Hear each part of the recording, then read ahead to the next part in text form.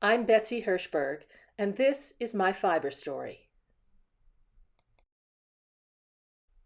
Today, I make one-of-a-kind hand-bead knitted jewelry, but I didn't always. So, let's go back a few years. My story may feel familiar to many knitters because my mother taught me to knit at age 8. Then, for most of my life, I happily described myself as a traditional knitter. I was aware that I possessed classic left brain character traits. I was logical, verbal, organized, analytical, rational, sequential, mathematical, and cautious. Right-brainers were the artistic ones. This next image shows the normally perceived differences between right and left-brainers pretty clearly. Get it? I was content to focus on expanding my technical expertise, always seeking out projects that could teach me something new. I also loved modifying existing patterns, but the thought that in doing so I was being creative in any way never occurred to me. Even when I translated this into this. My comfort with altering patterns was simply a trait I owed to my first knitting teacher, my remarkable mother. Most importantly, she encouraged me to be what I now recognize as a fearless knitter.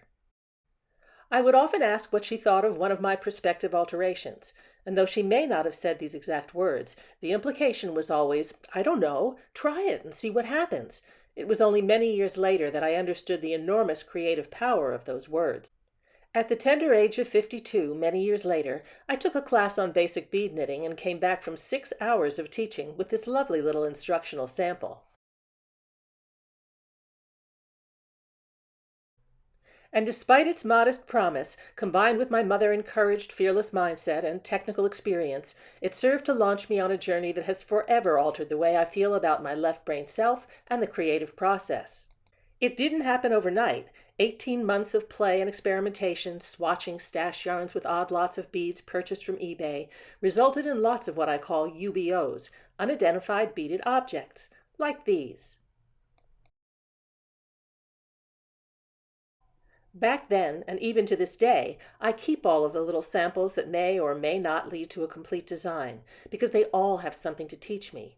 Learning what doesn't work is just as important as learning what does. Over my many years of making and teaching, I have learned that a key component of my creative process is this: observation, paying attention to everything, what's on my needles, what catches my eye as I move through my everyday world, what design details distinguish work in all media. The following image from a Jeffrey Bean tie advertisement served as the inspiration for this heavily bead-knitted necklace, Bead the Blues, as well as this bead-welted bracelet, Welt Done.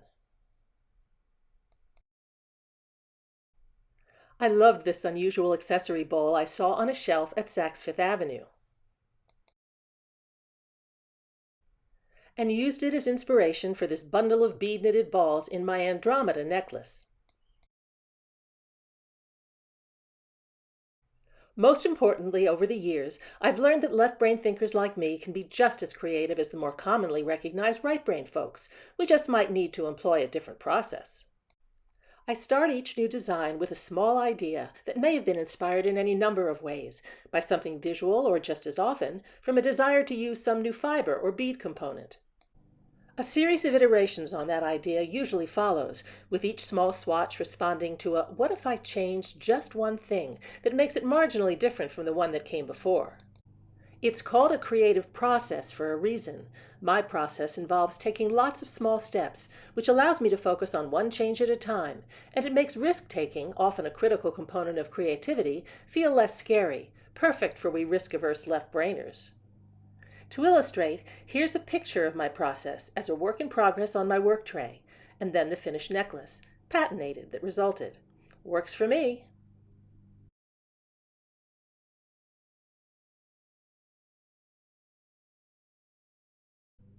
I've actually written a book about all of this. It's called Betsy Beads, Confessions of a Left Brain Knitter. Find more information on my website at studiobeanknits.com. And finally, my sincere thanks to the Society of Arts and Crafts for their ongoing support and for always giving artists such a beautiful platform to share our work and our stories. They deserve our support. Find out more about them at www.societyofcrafts.org.